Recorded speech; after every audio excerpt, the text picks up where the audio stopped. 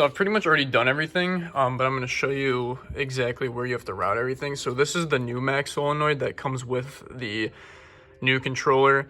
It does not come with this filter piece. I use this off of my old one that came with that I bought from Burger Motorsports. So I put some Teflon tape on the fittings. I have those all threaded in here, and then it comes with the new connector. So I routed this way along the strut bar. So you connect that there, then you're gonna get, so I have the wires routing all the way over here, up into this area. So it's gonna be really hard to see. I don't have a light, but on the line, or on the hole in the firewall that the clutch line passes through, so it's like literally right there, where you can see my finger. That is the hole I'm using. So I pulled all the wires and connectors through that hole, as well as the vacuum line for the boost reference. I have that just chilling down there right now. It's not connected to anything, but I have that line also routed through that same hole in the firewall. So that's pretty much going to be the path that you want to route everything through. I kind of have everything nice and tidy all behind there with all the other wires. And then, like I said, just kind of route everything through that hole right there, and then you'll see it pop out through under where the footwell is. So then when you take off just this under tray right here, it's 3 T20s across the line here. Again, I don't have a light, but you'll see them just kind of pop out right where you push them through. So just grab the wires. As you can see, I have it just kind of, so if you just push it through right here, I have it popping out right underneath the steering wheel. So I'm gonna keep that all hidden underneath here. And then same with the vacuum line. You just pull the vacuum line all the way through and connect it right up to the boost controller. So now what I'm gonna do is get the double-sided tape that comes with the kit and mount it where I'm planning on keeping it. And then I will kind of show you how to do the actual wiring process and where I'm going to be tapping in the wires. So for this video, we're only going to be doing the red, the black, and the yellow wire. The blue one is if you're going to set up the scramble feature with the boost controller. I won't be setting that feature up yet, so we're just going to be connecting the 3 wires for the controller. Then I also have the AEM lean ridge cut set up as well. I bought the kit for that, where I'm gonna have the O2 sensor and then the actual AEM gauge, and wire that up to this yellow wire so I can use the lean ridge cut feature with the controller. All right, just so to kind of catch you guys up to where I have everything. So I'm gonna put the controller right here. This probably isn't like the absolute best spot, but I don't know. I didn't really want to screw with like putting it in the vent and making like a custom mount or anything like that. So I have it here. I'm gonna keep these. I'm gonna like either like probably tape these with double-sided tape or like zip tie them somehow, like just right above the key opening. I pulled the power and ground wires through here, just underneath where the trim is gonna go. So that's still coming from just underneath here. So this is the harness part there.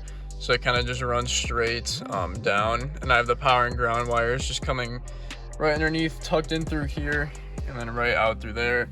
The blue wire I'm just gonna have chilling for now. Eventually this is what we're gonna set up to use the scramble feature, but I'm not doing anything with this right now, so I'm just gonna electrical tape it off and zip tie it up under somewhere. And then I have I'm gonna tighten the vacuum line. This is for the boost reference to the controller. I'm gonna tighten this, or pull it snug through the engine bay. And then, yeah, we can get to tapping into some of these power and ground wires here. And then, I'm not sure if I'll keep it in this video or not. I might make a part 2 for this, but this yellow wire is what's going to connect to the AEM O2 sensor and gauge. This is what's going to set up the lean ridge cut feature, which is really nice to have. So I definitely will be setting that up. And then while I'm here, what you'll want to do is just pull snug the vacuum line, and then I have this just routed to here for when I get my new intake manifold, I'll use a boost reference off that. All right, so then we're also gonna be connecting this gauge up to the car. This is gonna be pretty much so that we can use the lean rich cut feature on the new boost controller. So basically if it sees that the car is going too lean or too rich, it'll cut boost, very similar to how the JB4 works. So basically this is what's going to connect to the larger port on the gauge here. So we actually only need three wires out of this bundle here. So red is going to go to power, black is going to go to ground, and then we only have to use this blue wire here. This blue wire is just going to connect to the yellow wire from the boost controller. So that's what's going to utilize the lean rich cut. Then the rest of these I'm just going to tape off and not route and just stash somewhere in the glove box. My plan, which I don't know if it's gonna work out or not, since I use my gauges through MHD, my plan is just to throw this in the glove box and mount it somewhere in there. That way it's still accessible. You know, you can still look at it, but I'm not gonna be really using this too much since I'm gonna use the gauges directly off MHD.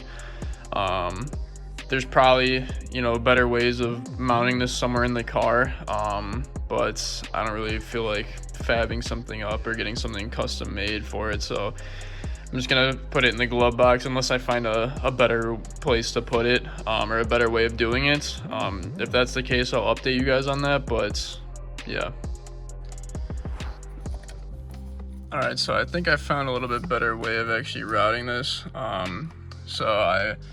Again, the one cable with all the wires, that's just routing up right through here. I popped the air vent off, and then this one I actually routed through that same clutch line hole that like literally everything else is routed through. So I got that routed. Again, you just pull it right through the hole, follow it up to here.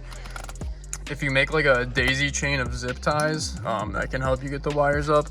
So basically what I did is, if you can see, I made a notch in the air vent area right there.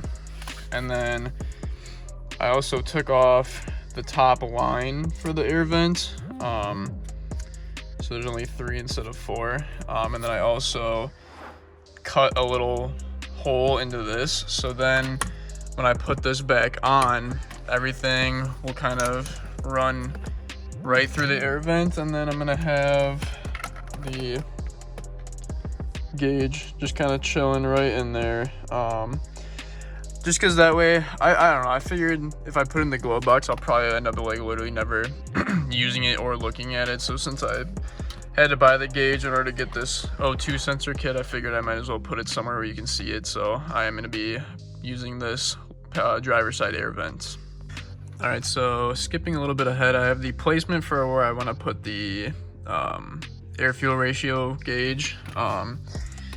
Both connectors are plugged in, ran through the vent. So this is the other end of the one connector.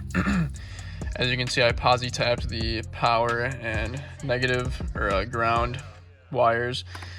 And then for the boost controller, which I have placed there, I tapped into this connector here for the cigarette lighter. So I tapped into the negative or ground there for the black wire for the boost controller, and I tapped into the power wire for the power on the boost controller. All right, so then coming to here, I'm going to be tapping these directly off of the ground and power wire from the boost controller, so that all that'll be underneath here, underneath like the steering wheel area. So then what I'm gonna do, like I said, just connect these right off of those wires, and then we'll be good to go. So then the only thing that I'll have left to do is connect this yellow wire directly up to this blue one, and then install the O2 sensor into the downpipe. So this is gonna be part 1 of this video.